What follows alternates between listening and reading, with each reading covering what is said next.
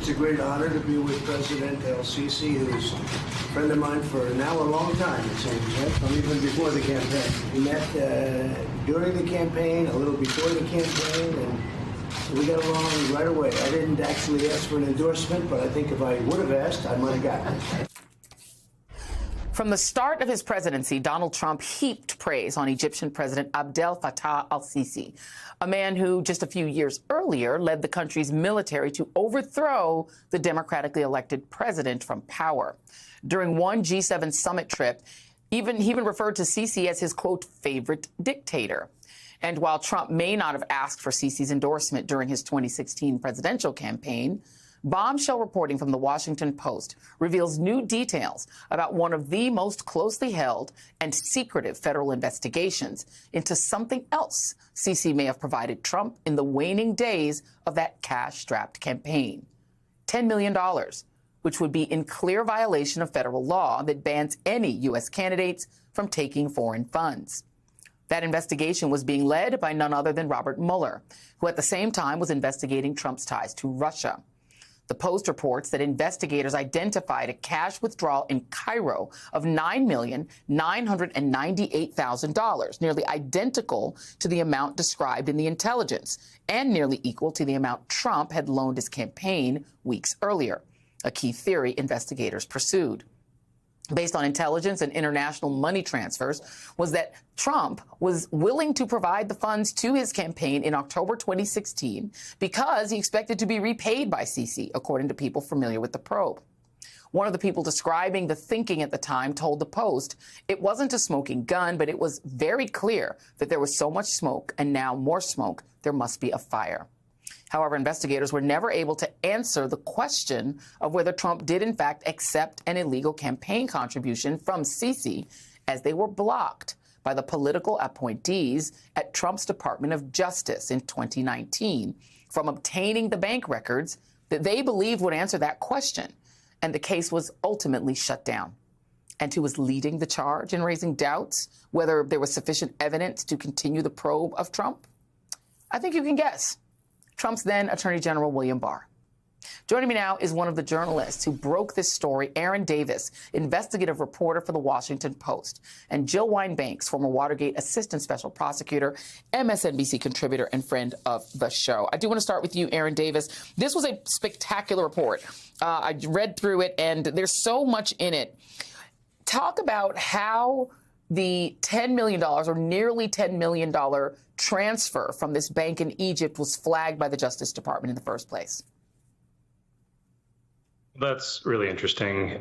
We found that the first inkling of this transaction came to the U.S. government through its intelligence community and through an informant, in fact, that flagged that this transaction had been initiated. And then we found that the CIA had corroborated parts of this intelligence and Sisi's intent to send that money. And those two pieces combined were what really put the Mueller investigative team, put this in their crosshairs.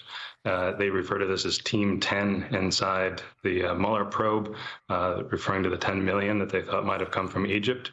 And then once they found that physical evidence of nearly $10 million having been withdrawn from an account, and not just any account, but one that was linked to the Egyptian General Intelligence Service. This is the Egyptian version of the CIA. That it really solidified the need and the idea of investigators to move forward with haste, a second whole round of investigation that they wanted to do after Mueller. And how did Barr wind up shutting it down? Because it felt like that investigators felt that there was something there, because there had been this $10 million that Trump loaned his campaign when they desperately needed it. He had been resisting spending his own money. Suddenly he does give this loan, and then almost exactly that amount of money is transferred from this bank in Egypt. How could Barr have shut that down?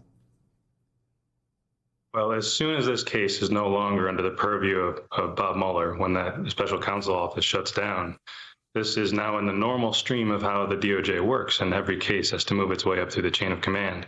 And let's be clear, this case was handled differently because it was the president who was potentially involved in this case.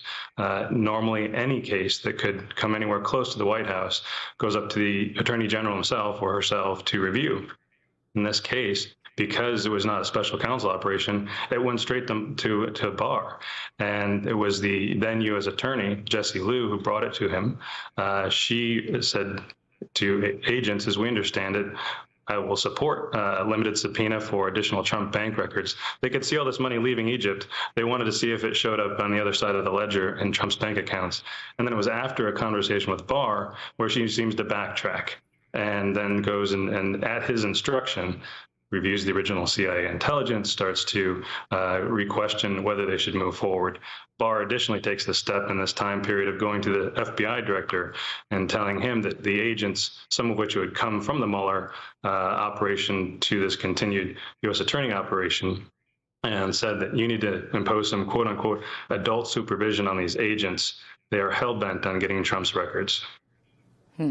Jill, let's come to the why of something like this. There's a piece, let me just read a little bit of this reporting. In the years since the Egypt gate was closed, the Sisi's regime's ambitions to influence senior U.S. government officials have been laid bare by the bribery conviction of, Senator Bob Menendez, the former chairman of the Senate Foreign Relations Committee, who was recently convicted. Over the course of his presidency, Donald Trump shifted U.S. policies in ways that benefited the Egyptian leader, a man he once called his favorite dictator. Trump's State Department released $195 million in military aid that the U.S. had been withholding over human rights abuses, a move that had been opposed by his first Secretary of State, followed by the release of $1.2 billion in such assistance. So essentially, Donald Trump reversed President Obama's policies toward Egypt. So if this transaction happened, there was a quid pro quo, it feels like. That's bribery, even under the Snyder decision.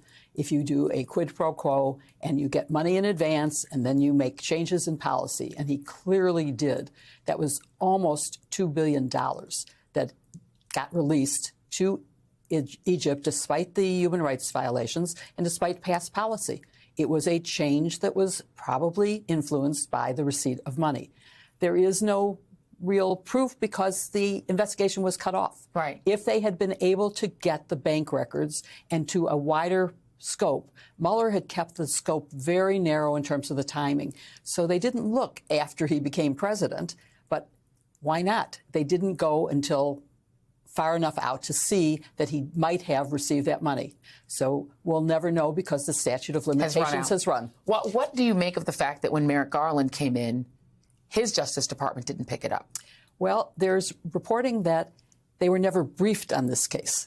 And so if they weren't briefed on it, you know, there's a lot of stuff that's going on in the Department of Justice. And but the January 6th cases were the primary focus at that point. All of the January 6th, not just the January 6th against Trump, but all of the defendants. They had to spend time on that. And if they didn't get briefed on something that was as important as a potential other, and remember, Mueller shut down his office because his remit was really to focus on Russia. And they had finished that. So once they finished that, they turned the case that was still under investigation, which was this Egypt case, back to the Department of Justice, which gave it to the U.S. attorney appointed by Trump. Yeah. And think of the position that she was in, investigating her boss. That's why we have special counsel. That's right. And that's why special counsel are allowed to be appointed by the attorney general. Yeah. What's your pin? I always have to ask. My pin is the White House, because I think the White House is in jeopardy if he is reelected.